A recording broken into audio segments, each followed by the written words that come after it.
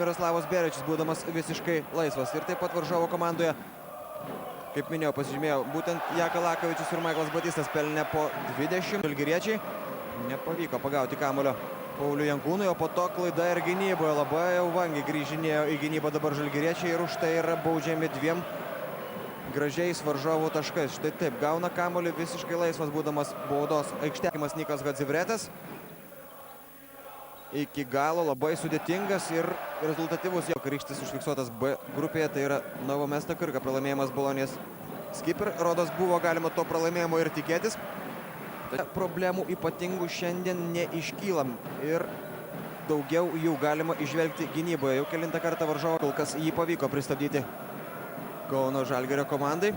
Skirtingai nei pirmose rungtynėse, tačiau labai lengvai ir labai laisvi meta iš arti. 12, taigi Arvydas Sabonis pelnė 2 taškus. Ir dabar Jakalakovičius prasiveržimas. Pirmasis berods šiandien jo metimas ir pasiekė tikslas Edas Kota, tačiau tai baigėsi dar viena klaida. Darelas, tai yra Arielis Makdonaldas, suklaidina Arvydą Sabonį ir mažina skirtumą iki 2 taškų. Fragiskas Alvertis prieš Miroslavą Beričių. Labai iš sudėtingos situacijos priverstas mesti Fragiskas Alvertis, tačiau Panathinaikos komandos jau pozicinis puolimas. Žalgiriui dar turėtų likti laiko, visiškai laisvas meta ir pataiko iš 3 taškų zonos. Puikiai šiandien Maccabi Sienos Montepaschi namuose žaidžia su Maskvos CSKA ir vėl iki galo bei rezultatyviai. Nikos, kaip svarbu būtų ir pradėti antrąjį ratą. Naujosios 2004 metus pergalę. Fragiskas Alvertis, na kas gali sustabdyti šį 5-33. Nikos Hadzivretas pro galinę liniją atiduoda kamuolį prie tritaško laisvam likusiam varžovui.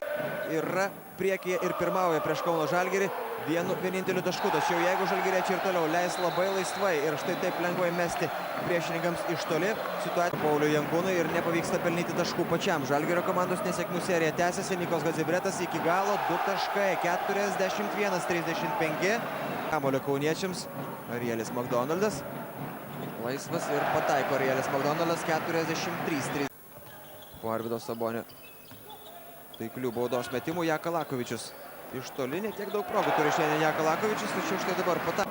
Nemažai klaidų šiandien, gal ir būt nepelno savo taškų bent jau kol kas, tačiau rezultatyvių perdavimų šiandien jis taip pat atlieka nemažai. Haris Mujazinovičius, atrodo, jog Atėnų Panathinaikos komanda laimės šį kėlinį. Iš toli meta Nikos Hadzivretas. Na, atrodo, kad pagrindinė problema antrajame kėlinyje ir svarbių perdavimų varžovai didina savo persvarą ir Žalgiris atsiduria dabar nepavydėtinoje 11-1.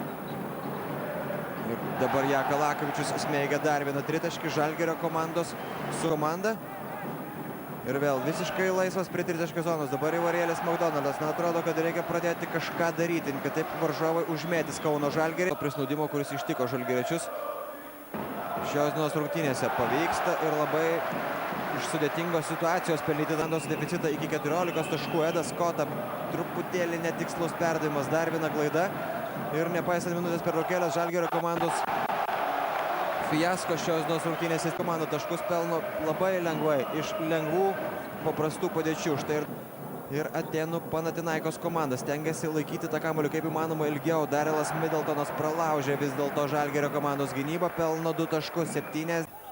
Šiek tiek lengviau atsikvėpti turnyrinės lentelės pozicijose, bei aišku, taip visus planus ir svarbiausia juos įgyvendinti praktiškai. Arielis Makdonaldas, 2 minutės ir 40 sekundžių. Fragiskas Alvertis meta iš 3 taškų zonos ir kaip bebūtų gaila pataiko. 82-74.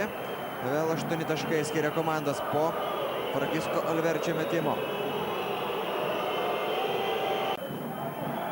Kol kas nepavyks atsipalaiduoti, kaip nepavyksta niekam. Mindaugas Timinskas klausimai dabar pasižiūrėjo Dainių Šalingą, kuris atidavė kamuolį jam praktiškai esant beveik už aikštės ribų. Ir štai ši klaida atrodo.